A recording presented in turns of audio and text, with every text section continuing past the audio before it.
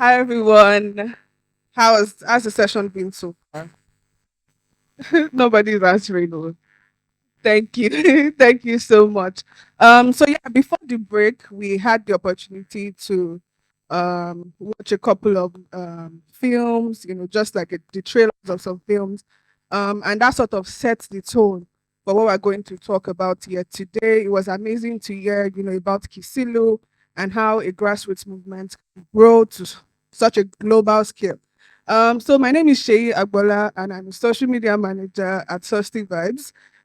It's a youth-led organization focused on making sustainability cool, actionable, and relatable for young people across Nigeria and Africa at large. So you agree with me that, especially with my experience as a social media manager, that visuals are very important, videos are very important, and I think that Nollywood and even videography these days in Nigeria, we are doing such a great job in telling our stories, in talking about our culture, and in sharing our experiences. So shout out to everyone in the film space in Nigeria. Um, so yeah, in our discussion today, we're now going to see how we can take that and bring it into creative advocacy. So we're going to explore how we can use creativity to tackle, societal problems, particularly as it relates to climate change. So we discuss covering emerging issues, and then we'll discuss something very important, which is getting access to resources, the tools that we need, the network that we need, and most importantly, the financial support that we need as well.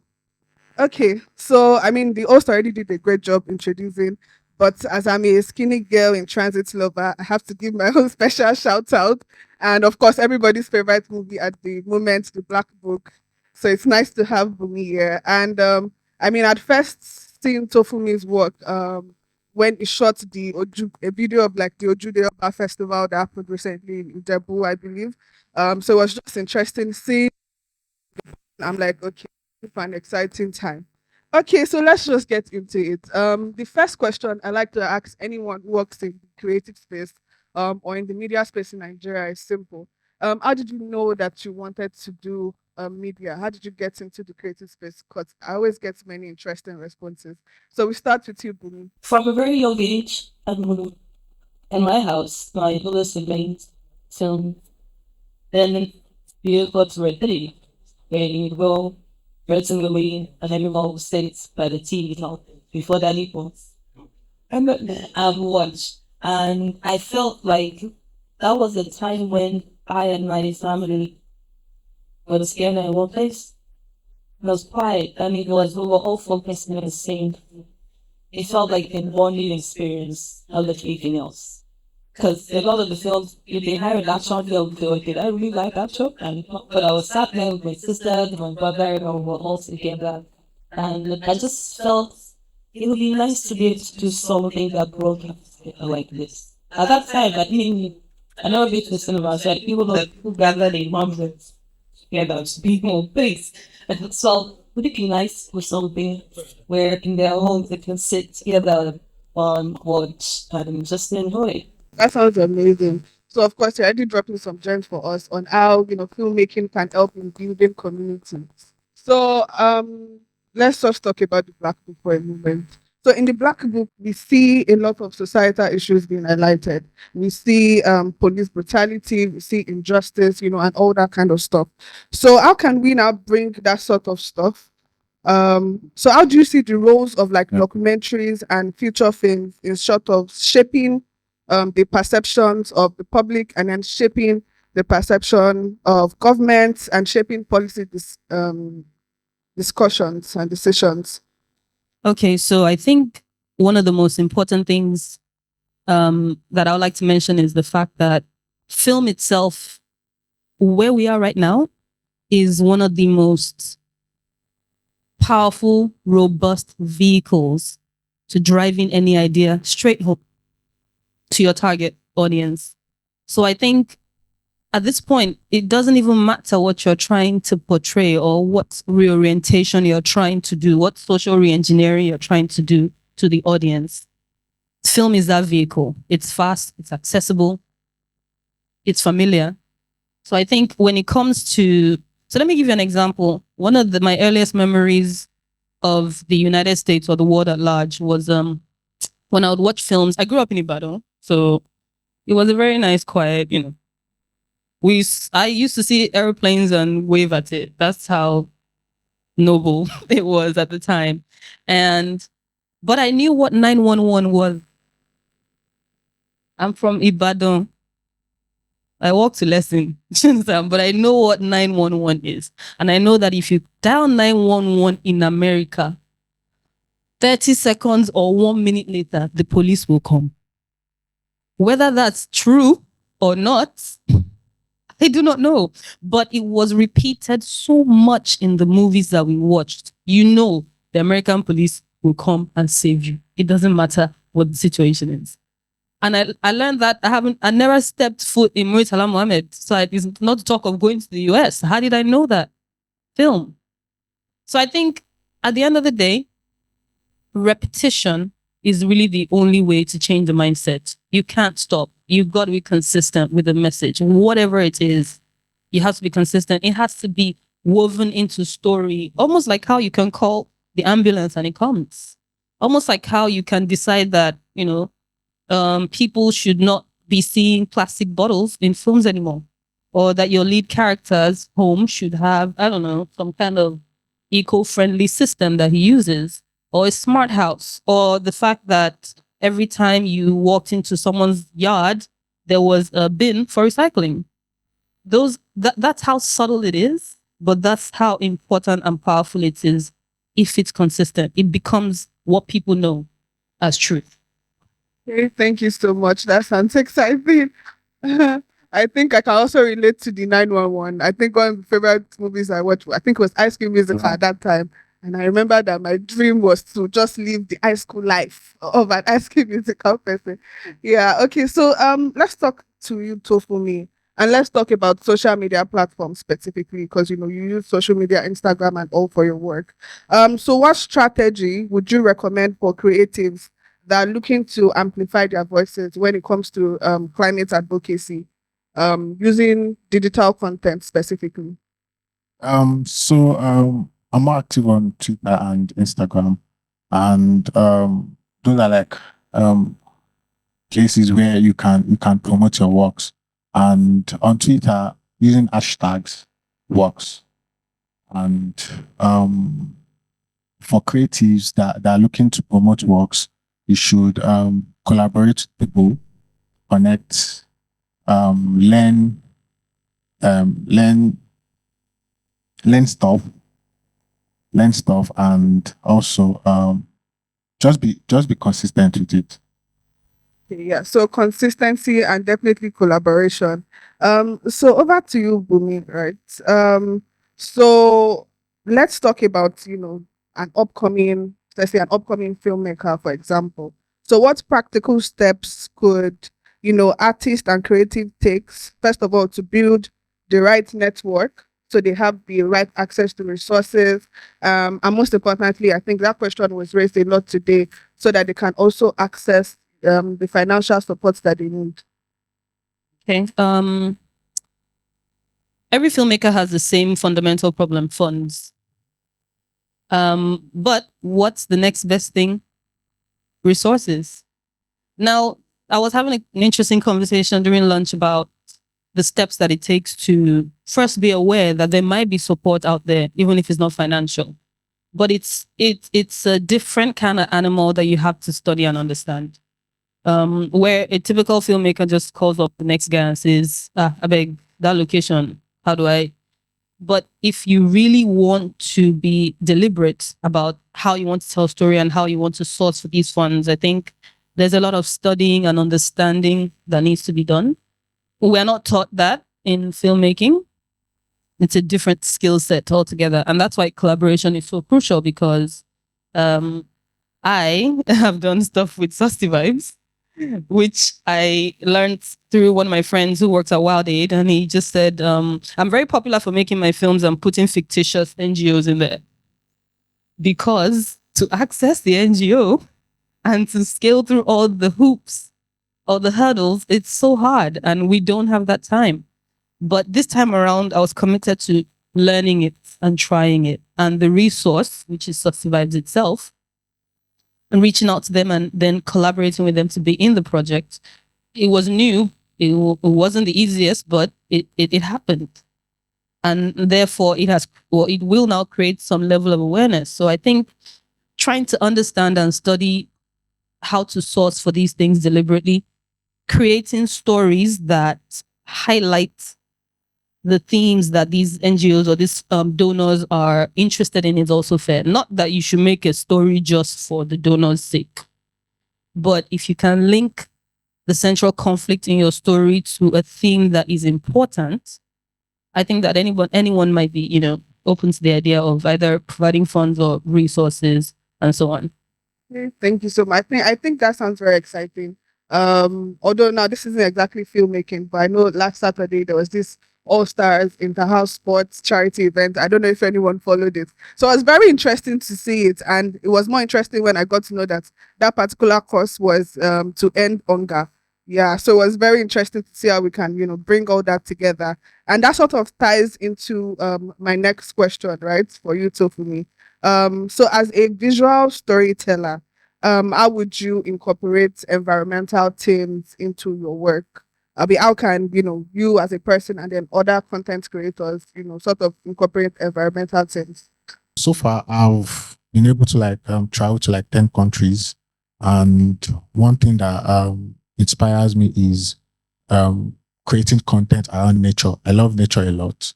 And my last trip was to Obudo, and I felt what nature is.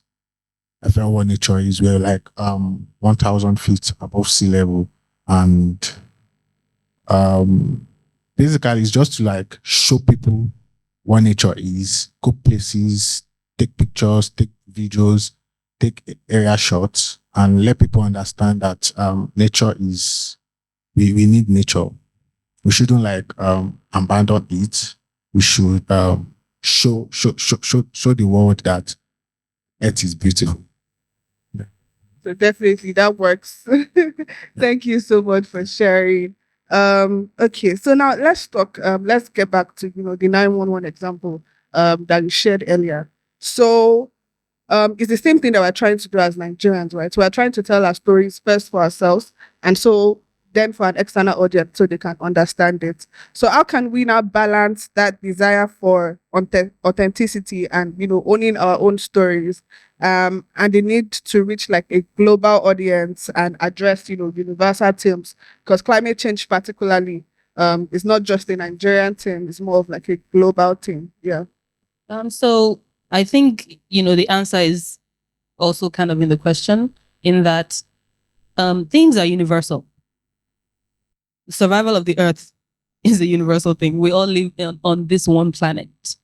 And while the extreme consequences of not taking care of our planet manifest in different ways in different parts of the world, here we have very brutal floodings in Lagos State, particularly. We're coastal. So rising sea levels is our immediate problem. We may not have melting ice caps. We do not have snow in these parts. We may not have glaciers that are, shifting. There's no lava that's gonna, take over any cities in Lagos. But the universal message is how to save our world.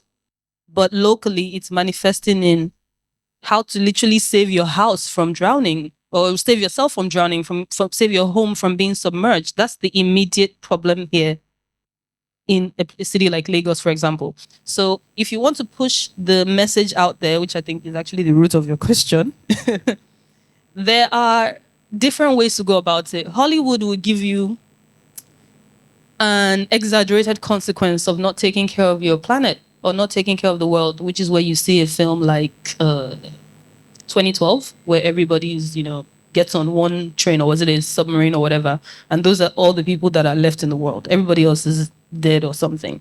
Or you have shows like Snowpiercer, where all of mankind fits on one train and it just travels around the globe.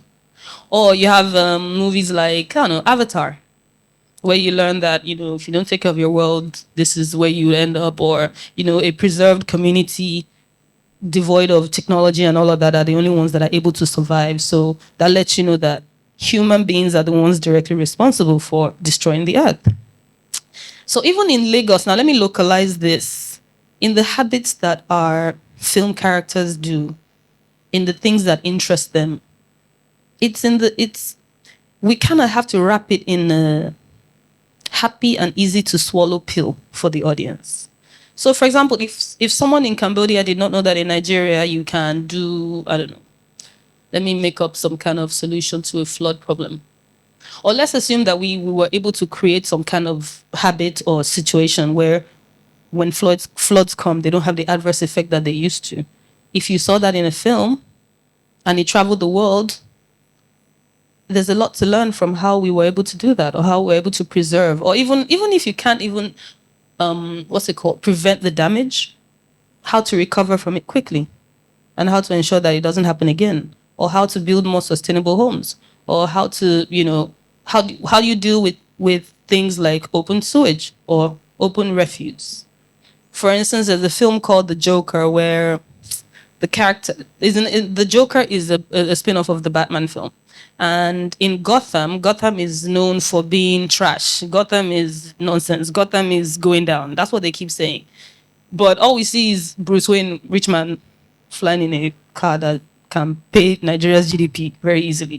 Do you understand? So but if you watch the film very carefully, you can see that when the Joker is bouncing around, he's walking past a pile of trash that keeps growing as the movie progresses. It keeps growing. They're showing you. They may not say, "Come and look at this dustbin," but it's there if you notice. And so it's all in the subtlety of how you spread these messages. The subtler, the better. But again, I'll repeat, the consistency of it is really where it's at. It's really where it's at. Okay, thank you so much. I mean, I completely agree that representation matters. I may not be able to relate to like glaciers, polar bears, and all that other stuff, but I can relate to having a clogged drain. I'm sure if you literally walk out of this place, you'll find one. I can relate to flooding. I can relate to the sun just being way too hot. So those are the stories that we need to reinforce, and we need to reinforce solutions that work for us as well. So that sort of also leads me to my next question for Tofumi, and that's just about how do we tell this story? Because, like you said, climate change is sad when we think about it. If you just sit down and think about it for like 5 minutes, you'll probably get sad.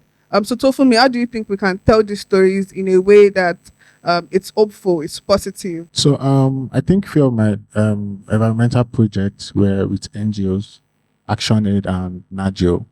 So as filmmakers, we should partner with NGOs to tell the stories because they have access to those communities.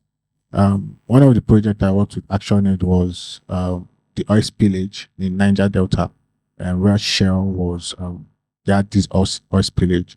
So the second was Niger wide, where we talked about renewable waste, recycling. We worked with recyclers and some other NGOs. So with that platform, we're able to like tell the story. And also, like I said, traveling as a content creator, I travel around. Um, one thing I noticed about Lagos coastline, I noticed that our coastlines are dirty, the beach part, and the other countries I've been to, they have like coastline also. They have like clean coastline. We tend to like we are building close to the beach. If you check almost all the beaches in Lagos, they are close to the water. There's no like free space. So those are like stories you should tell. Lagos is not helping. There we have like free spaces. Coastlines are neat, free zone. People enter the beach, they don't pay, they enjoy nature and stuff. Yeah. So that's it. Thank you very much. So I'm sure many people can relate to the beach being like an happy moment or like an happy memory for them. So imagine saying, "Oh, this your precious beach. If you could just help clean it up." I mean, that's a good way to spread hope and be positive at the same time. So we're gradually coming to an end, and if you have any questions, you have the opportunity to ask them. But let me just ask, both our speakers this question. So, what do you think that realistically we can expect from the African creative media when it comes to sharing stories, especially as we relate to climate change? Thank you for that very crucial question.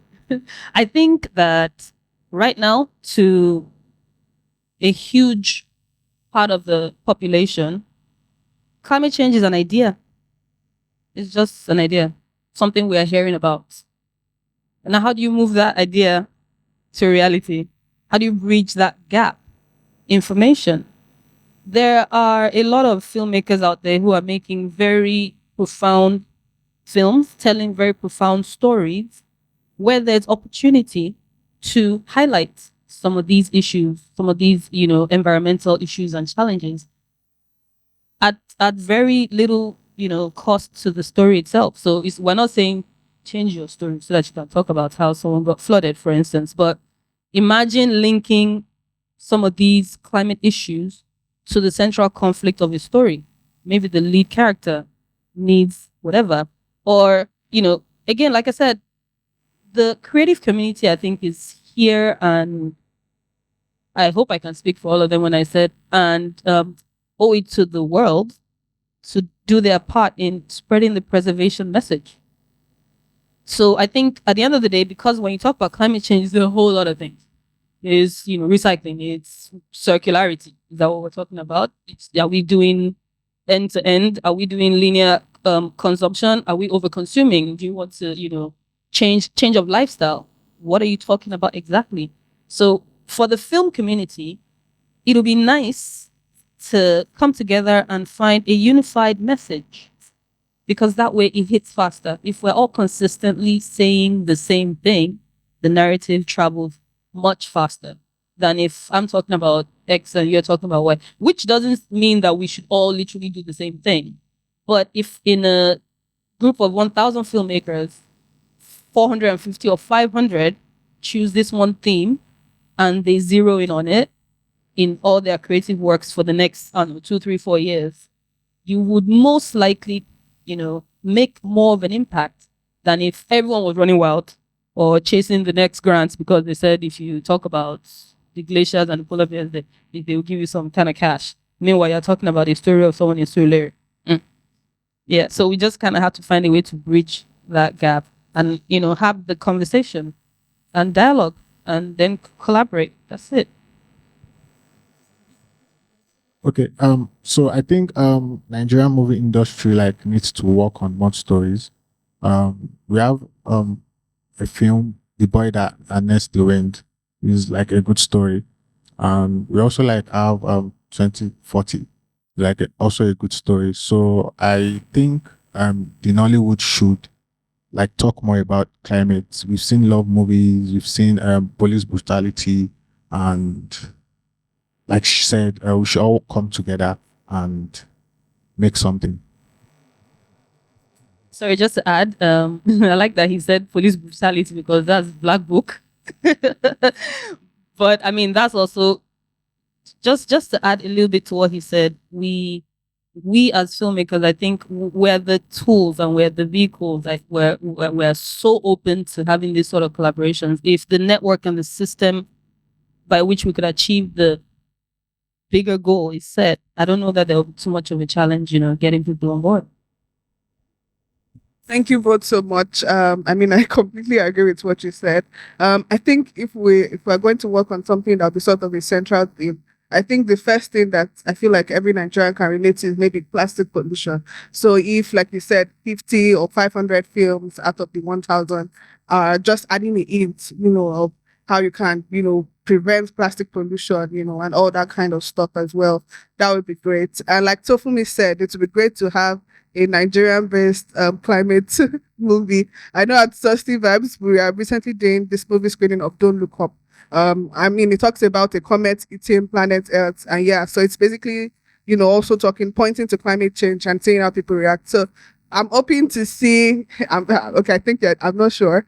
Let me direct it to you.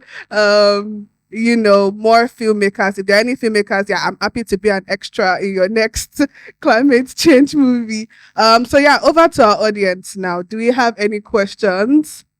Now is the time. Thank you very much.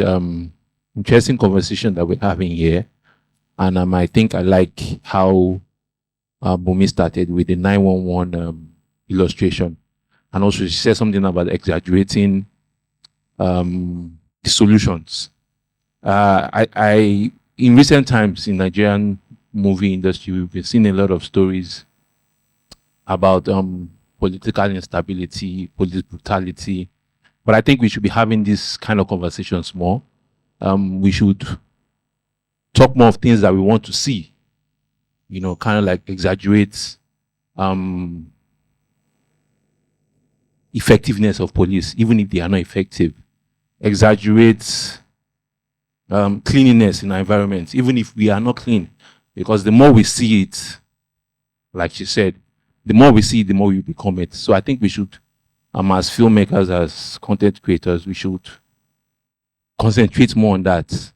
You know, I know the appeal now is any movie you do that speaks to the political issues that we have in Nigeria, you probably sell.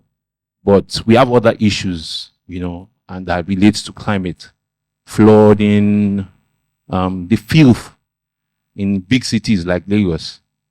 We can do more, speak about these things, and try and project maybe a clean Lagos, even if it's not clean.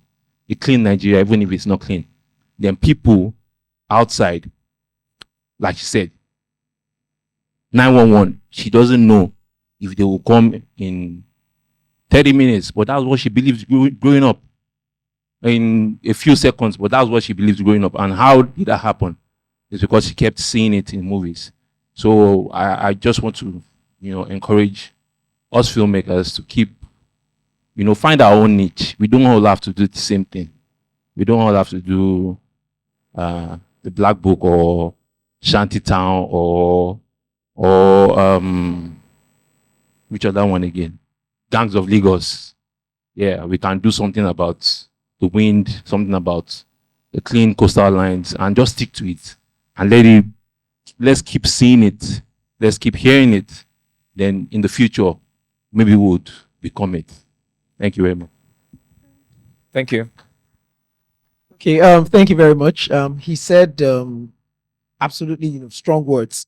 And I also want to say that because when you talked about funding, there's a need. So I work in the NGO space, and I can tell you for the last 3 years, my organization has just been struggling with how do we tell our success stories. Now, I've done work around renewable energy, climate change. I'm currently working around pesticide. I've been doing some campaign with NAFDAC. I can tell you that over 50% of the food we eat in this country have heavy poisons in them. We've not been able to connect the dots. So when I do my research and I write, the only person that understands and gets me is the government. And you see, we don't get a lot of our citizens demanding for accountability, demanding for good governance, demanding for safer food. Flood is coming. There's a warning. It's all over the newspaper. But how prepared are people? So I can't communicate better than you. I can't do movies. So collaboration, it's out there. We're waiting for, in fact, for us, it's like help, help, help. How do we tell these stories? We don't know how to do it. So my own encouragement is, reach out. Reach out as much as you can. You don't need to be in your own comfortable fora. When you see an energy conference, there's a story there.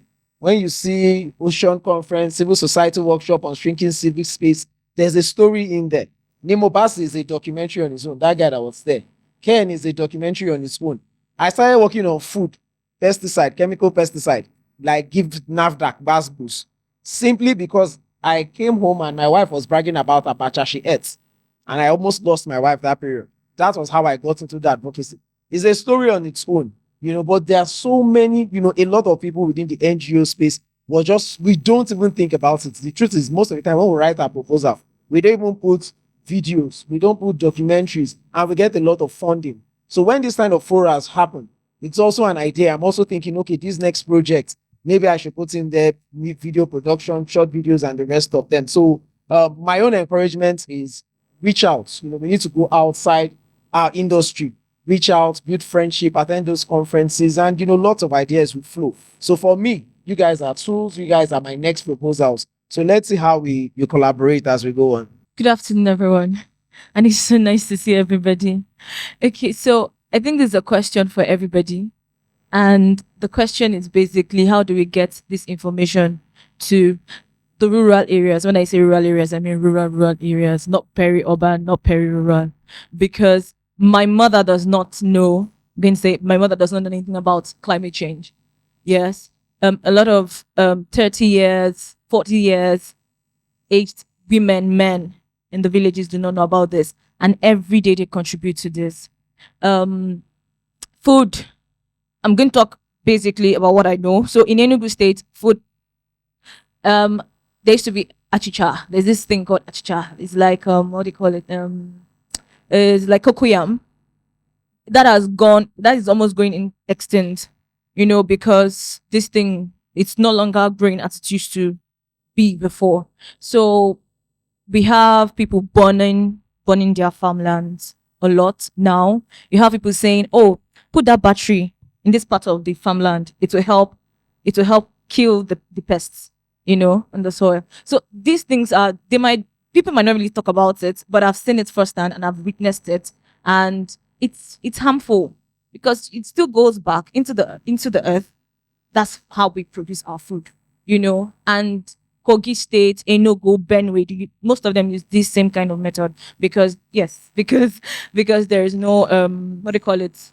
What do you call that thing? The technology. Yes, there. So I feel we should really go into villages. I don't know how we can do it, but let's go into villages and tell them about this. Thank you very much. Just to follow up with what she has said. So for me, I'm particular about, just like she said, people in the grassroots regions or grassroots areas. So when I was coming in, this is my first time in Lagos. So as I was coming, I was looking, I was asking the driver, where's that Makoko place I used to see always online that people used to go there and do outreach to get everything, if you know what I mean. So I'm like, okay, if we're having this kind of gathering or this kind of conventions, why don't we have people from there come to as well? Why don't we invite them? At least some stakeholders there. Let them come and see. Let's cross-fertilize ideas together because we are actually talking about their challenge and we don't have any of them here. It's an open discussion. Thank you. Actually, we have somebody from grassroots. I'm also from a slum community and it's outside Lagos, coastline outside Lagos. It's Tomorrow. I don't know if anybody have heard about that community before. Anybody? Tomorrow? You have. All right. So, talking about first, my question is: we're talking about film industry, and these days, most film we see is about cities, about fine structures, fine houses, and if we are talking about villages, we are talking about warriors in villages in Ibadan, and in not actually talking about problems of these people. Even then, there was this problem of climate change. Even those crops then dies, and there was a way they managed then to provide. But we didn't talk about these things and how people get past it, and then the problem become worse. So in the film industry, how can we waive the reality, like the slum community and the kind of development that we have now that is affecting the slum communities? How can we waive the reality, not telling for, but telling with the people the story of what is happening? Okay. Okay. That sounds exciting. I think I got one question though from what you said. So talking about 911, talking about how I would feel like America had the best educational system because I watch High School Musical. But like, where do we find the balance? If we say that we should exaggerate things, so that's my first question, but that I got from what you said. So either of you can answer. Where do we find that balance? Okay, so there's one thing that places like Hollywood like to do, and that is to exaggerate the consequence because they know that if you do not exaggerate it, people will not get it. Because tell me why I don't. What was it? Let me find it. Why is there Avatar? Why is the whole civilization about to die and it's only some blue people who are alive? Why is it only 10,000 people are alive in the world on a train leading to nowhere in Snowpiercer? It's the same thing with media. You kind of have to bait them with the severity of the situation so that they can you have to beat them over the head with it at this point, because it's not consistent in storytelling anyway. So, and that's also one of the things that I don't really like. I wish that it becomes the norm. It's a recurring theme. So each time they have to make a film, it has to be so jarring and all is lost and everybody's going to die. That's the only way they know how, because it's a crisis, right? In people are making plans of what they want to do in the next 30 years. There might be no earth in which you're going to do this travel. I want to go to Kiniko. There might be no Kiniko to go to if things carry on like this. So I think creating an exaggerated consequence of what happens when we don't take care of our earth in story, jarring to some, but it's extremely necessary and crucial in other cases. So I get what he said. Now, what she said about making sure that the information is actually passed to the people who don't have the luxury of technology, even if they do, the average Nigerian is trying to survive. What are you saying about? So you're trying to tell him the sun, him burning tires at wherever it is affecting the sun that is on him. Meanwhile, he's worrying about food, water. He's worrying about his basic physiological needs. It is hard to pass that message across to somebody who doesn't know where their next meal is coming from, or who doesn't know if their farmland, the yam you said is about to go extinct. What does an old lady who has a farm care about that? But they need to. So how to share that information to them is so crucial. They may not be interested in film. There may not be such people. There may be no electricity in their city anyway to even power a TV to watch the film. And even if there is, they want to watch their epic movie where the king and the god and the princess and all that. You know. So, but if we find out that those are the kind of things they like to watch, we can weave the story around that, and we just have to devise very ingenious ways for us to reach those people, because they are the ones reaping the direct consequence of lack of rainfall in some places, drought, flooding, etc. So, I mean, that one is even like on a macro scale. If they don't like watching film, I don't know what we can do. But that's a macro issue, passing across information to all the right channels. Yeah. So I want to talk about what you said about us partnering with NGOs. So I think a lot of filmmakers are willing to partner, because currently I'm working on a breast cancer documentary. I lost my mom to breast cancer. So I don't have access to breast cancer survivors. So I reached out to a lot of NGOs, and a lot of them were saying they were not willing to partner. They were already talking about stake stuff and to get my name not being on the documentary and stuff. So I think a lot of filmmakers are willing to tell the story, but the NGOs are not willing to partner. They feel, oh, they need funding also, they don't have money and stuff. So that one. And also about what he said, I think Susty Vibes is doing something about that. Everybody filmmaking cannot do everything. So preaching to them physically, going to the communities, telling them about renewable energy and stuff. I think it works that way. Thank you all so much. Sorry, I think I want to say something really quickly and I'll make it short. So because of the NGO topic, his story is so personal in that he said he got home and his wife was excited about eating abacha, and then shortly after he nearly lost her. I think that in itself is that's a film on its own.